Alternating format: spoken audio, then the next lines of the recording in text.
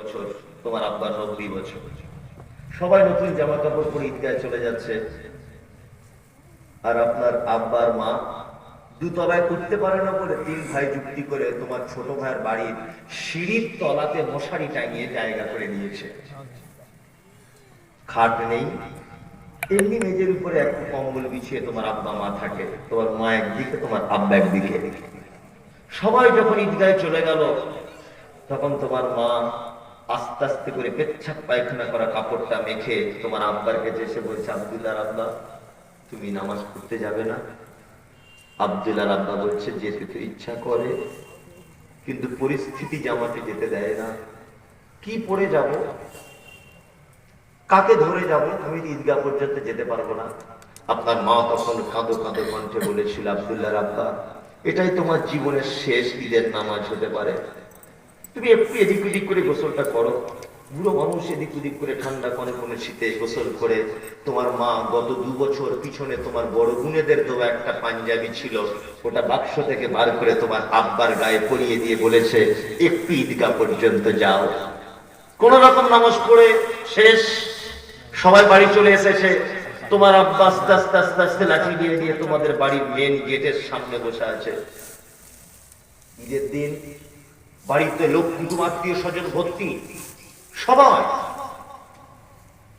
দুপুর 2টো পর্যন্ত তোমার আব্বা মাকে কোনো বৌমা খোঁজ নিল না খাওয়া হয়েছে কিনা।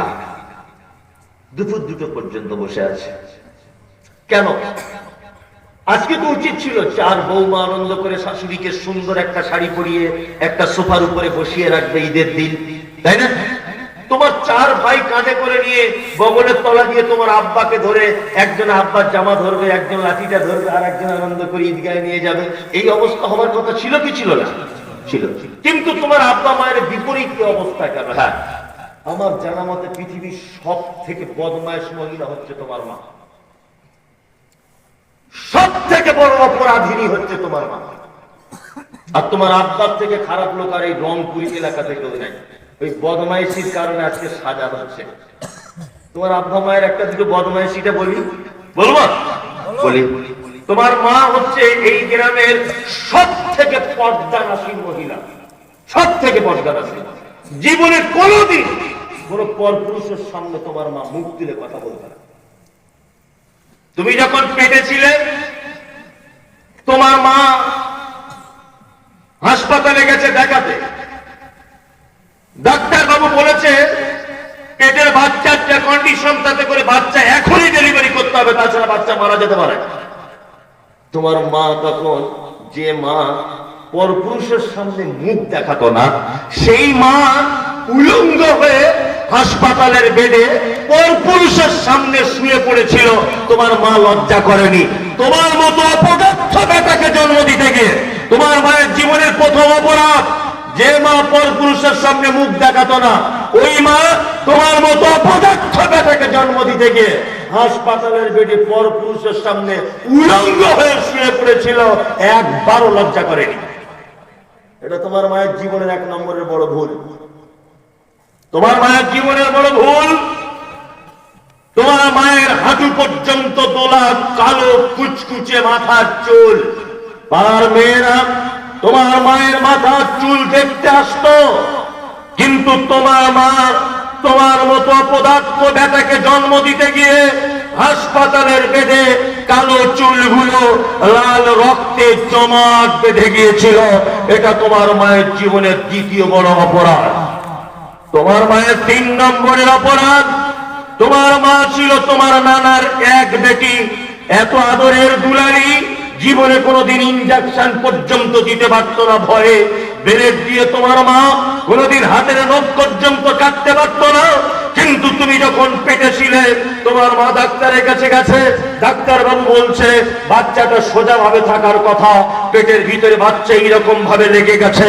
তোমার মা তখন ডাক্তার বাবুর পায়ে দুটো জড়িয়ে ধরে বলেছিল, ডাক্তার বাবু, আপনি আমার প্রাণের বিনিময়ে হলেও আপনি আমার বাচ্চাটাকে একটু বাঁচান।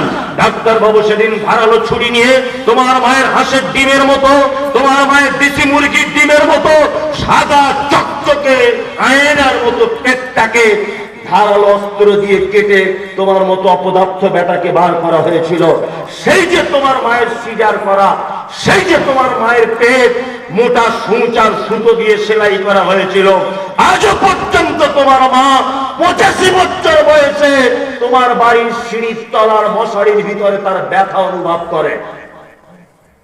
তোমার মায়ের এটা জীবনের 3 নম্বরের ভুল।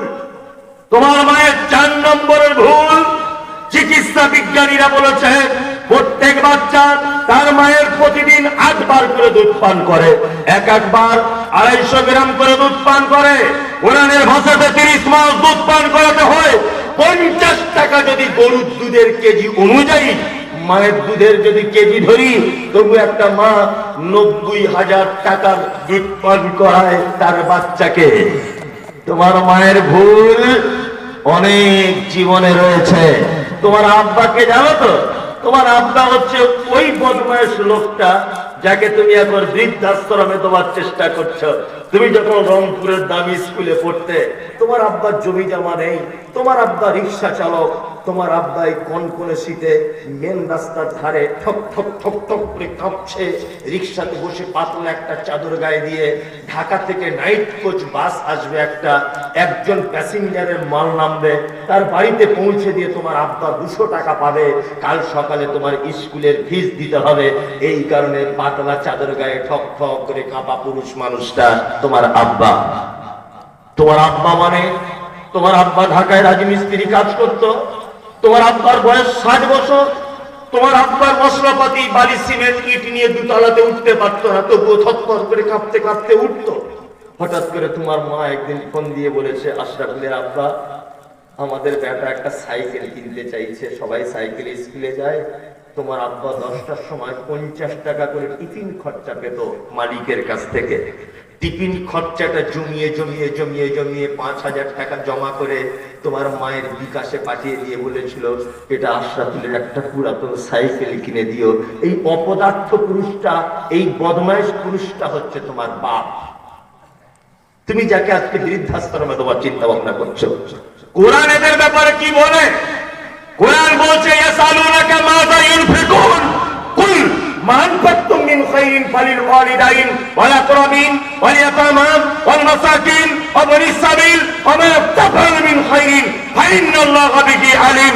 মুহাম্মদ সাল্লাল্লাহু আলাইহি ওয়াসাল্লামকে জিজ্ঞাসা করা হচ্ছে, নবী, সারা পৃথিবীতে যত জায়গা দানের আছে, যত জায়গা খরচা করার আছে, যত জায়গা আমরা টাকা পয়সা খরচা করি, উত্তম খরচা করার জায়গা কোনটা?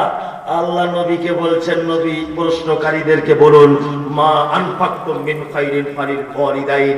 যত জায়গায় খরচা করার আছে, সন্তান তার আব্বা মায়ের জন্য যে টাকা খরচা করে, পৃথিবীর শ্রেষ্ঠ খরচা করার জায়গা। মসজিদে দান করলে নেকি হয়, এ কথা সত্য। মাদ্রাসায় দান করলে নেকি হয়, এ কথা সত্য। আজকে বাড়িতে যাওয়ার সময়, এখন আপনি এখানে 50,000 টাকা দান করেছিলেন, এই মাদ্রাসাতে আপনি 50,000 দিয়েছেন। আজকে বাড়ি যাবার সময় আপনার মায়ের জন্য একটা 200 টাকা দামের 2টো মোজা কিনে নিয়ে যান, দিয়ে আপনার মাকে বলুন, মা, কনকনে শীত পড়ছে, আগামীতে জানুয়ারি মাস, তুমি অজু করে এই মোজা 2টো ব্যবহার করবে। এখানে 50,000 টাকা দিয়ে যে নেকি হলো, 200 টাকার মোজা কিনে দিলে তার থেকে লক্ষ কোটি গুণ নেকি বেশি হবে। আল্লাহ বলছেন, এটা আল্লাহ বলছেন পৃথিবীতে উত্তম খরচা করার জায়গা। সন্তান তার আব্বা মায়ের জন্য যে টাকা খরচা করে। হাজী সাহেব হজ করার পরেও 4-5 বার উমরা করা হয়ে গেছে, আবার উমরা করতে যাচ্ছে। কি ব্যাপারে এত উমরা? মানে হাজী সাহেব ভেবেছে মনে হয় মক্কা মদিনাতে জান্নাত মনে হয় ঠিকই নেওয়া আছে, কাছে গেলেই বের হয়ে পেয়ে যাবে। এদিকে বাপকে খেতে দেয় না, মাকে দেখে না। এরকম লোক আছে? এদের সঙ্গে একটু ভদ্র আচরণ করার চেষ্টা করুন। কি বললাম বুঝলেন? ভদ্র ব্যবহার করার চেষ্টা করুন। বক্তব্য শেষের দিকে মাদ্রাসার কালেকশন হচ্ছিল। আপনি আপনার মায়ের দুধ পান করেছেন 90,000। কত হাজার? 90,000। অন্তত পক্ষে 20 জন মানুষ বলুন যে আমার মায়ের আর আব্বার জন্য আমার পক্ষ থেকে 1,000 টাকা আমি মাদ্রাসায় দিলাম। আপনি 1,000 বলুন, আমি 10,000 টাকা চাই না। একটা লোক বলুন তো, বাপের বেটা কে আছেন? একজন। আপনি দিবেন? লিখে নেন।